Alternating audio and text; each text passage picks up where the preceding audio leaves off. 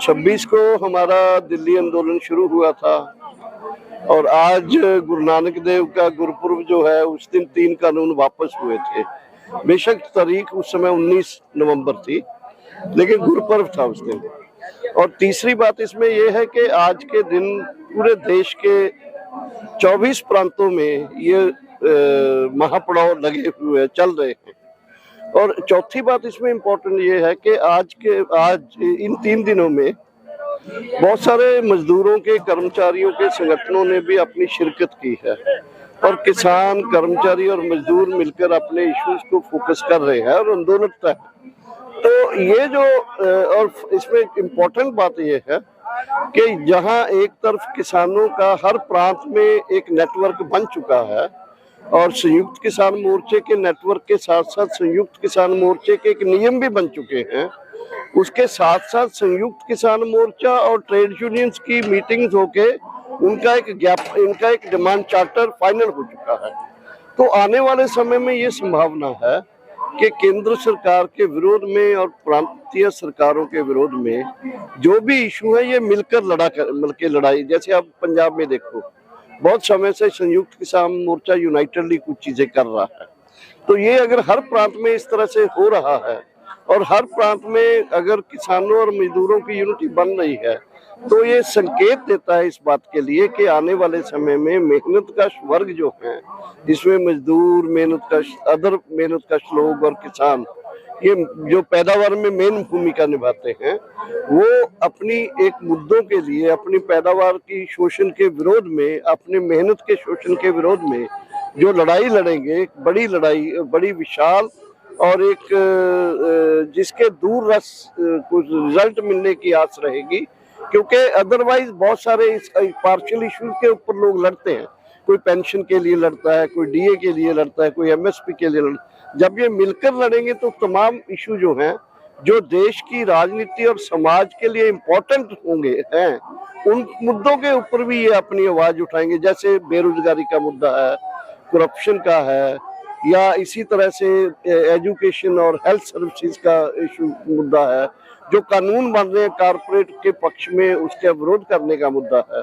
तो ये जो यूनिटी बन रही है और बनेगी, अल्टीमेटली ये देश के भविष्य के लिए एक अच्छी है। और देश के शासक वर्ग जो प्रो कॉर्पोरेट और कम्युनल पॉलिसीज को लेकर फासिस्ट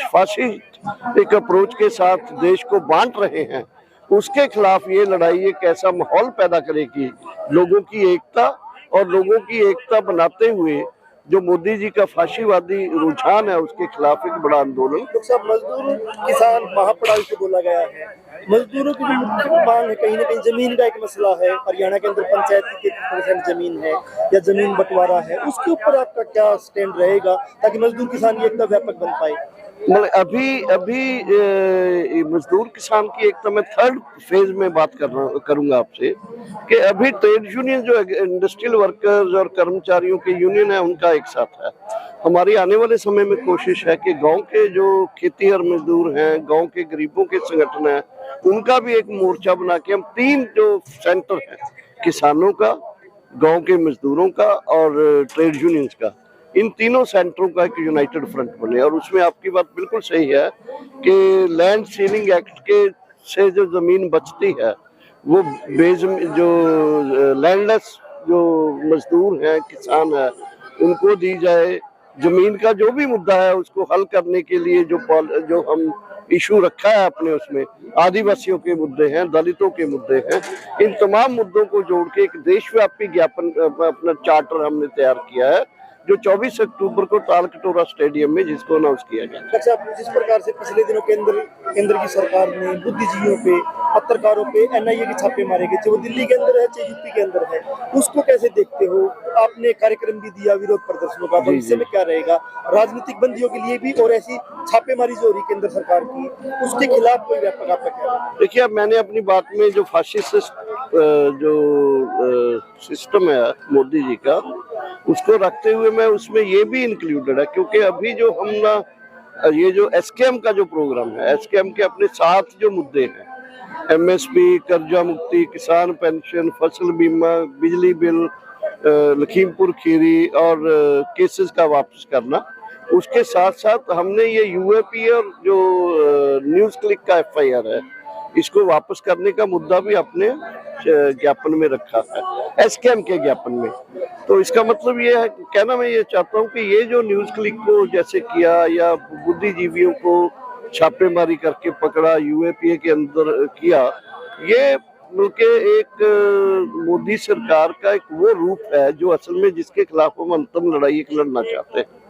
तो लेकिन हमारा ये मानना है कि बड़ा देश में जन आंदोलन जो है, जन उभार जो है, उसका गर्मी जो होगा वो उनको एक पीछे मुड़ने के लिए धकेलेगा, ऐसा हमारा मानना है। तो वही हमारी कोशिश है कि किसान संगठनों की एकता बना के, मजदूरों के साथ एकता करके, पूरे देश के जन की एकता करके, उसमें ये मुद्दे भी इंक्लूड किए जाए, जैसे आपने कहा वो मुद्दे जो हमारा बड़ा जो चार्टर है उसमें ये मुद्दे इंक्लूडेड हैं। तो उसके लिए भी एक लड़ाई में लोगों की कॉन्शियस भी बढ़ेगी और उसके खिलाफ आवाज भी उठेगी।